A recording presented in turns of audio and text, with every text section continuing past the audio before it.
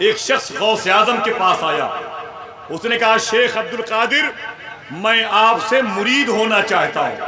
بہت غور سے ایک بات کو سنیں، میں آپ سے مرید ہونا چاہتا ہوں. کل ہی میں نے بغداد شریف کے بہت عظیم شیخ کو روانہ کیا ہے ایئرپورٹ پہ. ایک ہفتے کے لیے الہ آباد، لکھنؤ اور میرے گھر پہ بھی ایک شب قیام تھا الحمدللہ رب العالمین. کل میں نے روانہ کیا، حیدرآباد تشریف لے گئے اور بغداد شریف کے حالات بھی بڑے خراب ہیں، دعا کرو اچھے ہو جائیں انشاءاللہ. تو ان کی موجودگی میں ایک بات میں نے کی تو بڑے خوش ہوئے وہ. سنیں وہ بات یہ، شاید کبھی آپ نے اسے نہ سنا ہو. کیوں؟ اس لیے کہ میں نے تو بتایا ہی نہیں ہے. سنیں آپ، شیخ عبد القادر کے سامنے وہ شخص آیا، حضور مجھے مرید کر لیجئے. فرمایا غوث اعظم نے اپنا ہاتھ بڑھا. اس نے کہا ہاتھ تو بڑھاؤں گا لیکن میری پہلے 2 شرطیں قبول کر لیں. کتنی؟ سب لوگ بولیں اونچی آواز میں، میری 2 شرطیں قبول کر لیں. غوث پاک فرماتے بول تیری 2 شرطیں کیا ہیں؟ بول تیری 2 شرطیں کیا ہیں؟ اس نے کہا میری پہلی شرط یہ ہے کہ میں چوری کرتا ہوں، بند نہیں کروں گا. سمجھ گئے؟ جو لوگ چوری کرتے ہیں وہ خوش ہو گئے ہوں گے. اس نے کہا میں چوری کرتا ہوں، بند نہیں کروں گا، چوری کا سلسلہ جاری رہے گا. فرماتے غوث اعظم استغفر اللہ، یہ کوئی شرط ہے؟ اچھا بول دوسری. کہا نماز نہیں پڑھتا ہوں، نماز بھی نہیں پڑھوں گا. فرماتے غوث اعظم شریعت کے خلاف عمل کرتے ہو اور شیخ عبد القادر کا غلام بننا چاہتے ہو. تو اس نے کہا حضور بڑے بڑے چوروں کو، ڈاکوؤں کو آپ ہی نے سنوارا ہے، بڑے بڑوں کی بگڑی یہی بنی ہے، بڑے بڑوں کی بگڑی یہی بنی ہے، مجھے بھی قبول کریں. فرماتے ہیں غوث اعظم نہیں، تجھے یہ 2 شرطیں اپنی چھوڑنی پڑے گی. کہا نہیں، دربار شیخ عبد القادر کا ہے، واسطہ آپ کی ماں فاطمہ کا. غوث اعظم فرماتے ہیں اچھا تیری یہ 2 شرطیں میں تجھے مرید کر لوں گا لیکن میری بھی ایک شرط ہے. اس نے کہا آپ میری 2 مان لیں، میں آپ کی 1000 شرطیں مان لوں گا. اسے کیا معلوم تھا وہ کس سے باتیں کر رہا ہے. کہا آپ میری یہ 2 شرطیں مان لیں، میں آپ کی 1000 شرطیں مان لوں گا. فرماتے غوث اعظم نہیں 1000 نہیں، میری صرف ایک شرط ہے. کہا حضور جلدی بولے، میں قبول کرنے کے لیے الفاظ کو آپ کے قدم کے نیچے رکھنا چاہتا ہوں. غوث اعظم فرماتے میری ایک ہی شرط ہے، وہ یہ ہے، جتنے پڑھے لکھے لوگ ہیں وہ مسکرائیں گے اس ایک شرط کی گہرائی کو سن کر کے. فرماتے غوث اعظم میری ایک شرط وہ یہ ہے کہ جب اذان کا وقت ہو جائے تو اذان دے دیا کرنا. جب اذان کا وقت ہو جائے تو اذان دے دیا کرنا. اس نے کہا حضور شرط قبول ہے. ہاتھ بڑھایا، غوث اعظم نے مرید کر لیا، گھر واپس چلا گیا. 3 دن تک 5 وقت اذان کا وقت ہوتا تو گھر میں چپکے سے اذان دیتا. 4تھے دن بیوی نے کہا دماغ خراب ہے، اذان پہ اذان دیے جا رہے ہو، لے دے کے اذان، لے دے کے اذان، نماز کب پڑھو گے؟ بڑا شوق ہے اذان دینے کا تو محلے کی مسجد میں چلے جاؤ.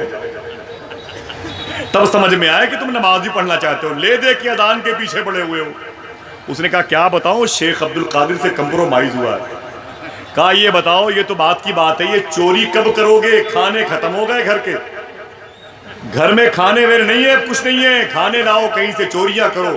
اس نے کہا وہی تو تاڑ رہا ہوں کہ کون سا وقت نکالوں چوری کرنے کے لیے جب اذان نہ دینی پڑے، ورنہ معلوم ہے کہ مین وقت پہ اذانوں کا وقت دقت ہو جائے. تب اس نے بڑی محنت کر کے دماغ کو لگایا، رات کے 11 بجے کا ایک وقت نکالا. 11 بجے جاؤں گا، 3 بجے سے پہلے چوری کر کے واپس آ جاؤں گا. اپنے گھر سے نکلا، بغداد شریف میں ایک امیر آدمی کے دیوار کو پھلانگ کر کے گھر کے اندر چلا گیا. بڑا گھر تھا، بڑا کشادہ تھا، بڑی پراپرٹی، درہم و دینار، سونے چاندی کے سکے تھے. اس کمرے تک پہنچا، اس نے دروازے کو کھولا، چراغ جلایا تو اس کی آنکھیں پھٹ گئیں، اتنے زر و جواہر تھے. پاگل ہو گیا. اس نے جلدی بوریے میں سب پیسوں کو رکھنا شروع کر دیا، سکوں کو. اتنی دیر ہو گئی لیکن مصروف تھا. بوریے کا گٹھر اٹھایا، اس نے کاندھے پہ رکھا. جیسے اس کمرے سے نکل کے دالان میں آیا، اسے یاد آیا یار اذان کا وقت ہونے والا، اسے یاد آیا کہ اذان کا وقت شروع ہو گیا ہے اور میں نے عبد القادر سے وعدہ کیا۔ وہی اس نے بوریاں رکھی ہیں، اسی کے دربار میں اذان دینی شروع کر دی۔ اذان کی آواز سن کے پورا گھر جاگ گیا۔ جب اذان مکمل ہوئی تو کیا دیکھا کہ سنتری منتری پورا گھر جاگ گیا۔ اب یہ پریشان ہو گیا، اس کی پریشانی عجیب و غریب تھی۔ غوث اعظم اپنی خانقاہ میں، اپنے محلہ باب الشیخ میں، جامعہ قادریہ میں اپنے غلاموں کے ساتھ بیٹھے بیٹھے ہنس رہے تھے، کہہ رہے تھے پھنس گیا۔ اس کی دو مان کے میں نہ پھنسا، میری ایک مان کے پھنس گیا، میری ایک مان کے پھنس گیا، میری ایک مان کے پھنس گیا۔ لوگوں نے کہا حضور کون پھنس گیا؟ بولی وہی چور پھنس گیا۔ ایک دو شرط مجھ سے منوا کے میں نہ پھنسا، ایک میری مان کے پھنس گیا۔ اذان کے بعد پریشان تھا، اس نے دائیں بائیں دیکھا تو پورا گھر جاگ گیا تھا۔ پریشان تھا کیا کریں، اس نے سوچا کہ یہ لوگ تب تک وضو کریں گے تو مرتا کیا نہ کرتا، 2 رکعت میں پڑھ ہی لیتا ہوں۔ 2 رکعت کی اس نے نیت کر لی۔ جیسے اس نے سلام پھیرا تو کیا دیکھا کہ پیچھے 2 صف لگی ہوئی ہے۔ ایک صاحب نے کہا کہ حضور اجازت دے تو تکبیر کہوں، کہا دماغ مت خراب کیجیے، چور کو حضور کہتے ہو؟ اس نے کہا حضور یہ آپ کی انکساری ہے، آپ کی آنکھیں بتا رہی ہیں کہ آپ کی آنکھوں میں کسی شیخ کے چہرے کا عکس موجود ہے، آپ کے چہرے کی پیشانیاں بتا رہی ہیں ولایت کی لکیروں نے قبضہ کر رکھا ہے، آپ کے ہونٹ کی خشکی بتا رہی ہے یہ دنیا میں برکتوں کے نزول کا سبب ہے۔